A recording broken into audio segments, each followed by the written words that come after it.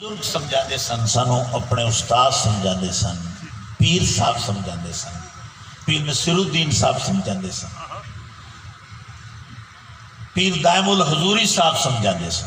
یعنی اے درجے دے جڑے لوگ ہیں وہ ایک گل دستے ہیں، میں انہوں میں تانوں بڑی سادہ کر کے کر رہا. جس ذات دی اے شان ہوئے کہ وہ وڑ منگیا دے وے،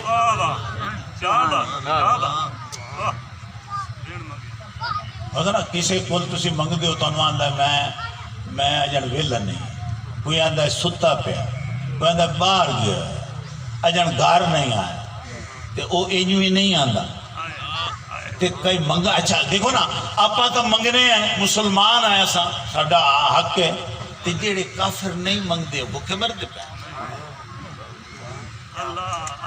یہ ہندو بھوکے مر گئے، یہ سکھ بھوکے مر گئے، یہ عیسائی چلو وہ تو اللہ کا نام لیتے ہیں جس طرز میں بھی لیتے ہیں اہل کتاب. سب سے پھر ایک تاریخی جملہ ہے، سب سے اس وقت انسانوں میں لوگ زیادہ ہیں تو وہ لوگ ہیں جڑے خدا نو مندے ہی نہیں، اس وقت بھی ان کی تعداد زیادہ ہے.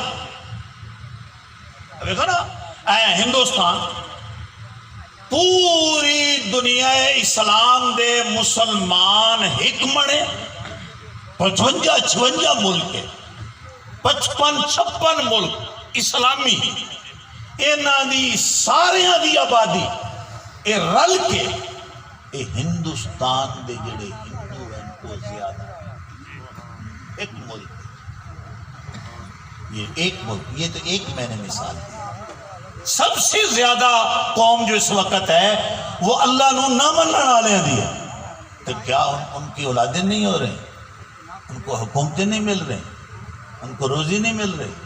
کیوں؟ اور رب جو ہے انہیں جیڑی ضرورت ہے بندے دی ہوتا انہیں پوری کرنی ہے.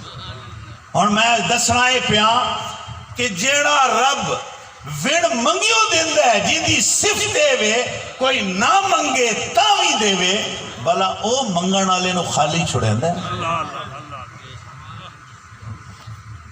پھر اس دے کو لوگ منگے جن دی شان یہ ہے کہ وڑ منگے دے چھوڑے. آج کی آخری بات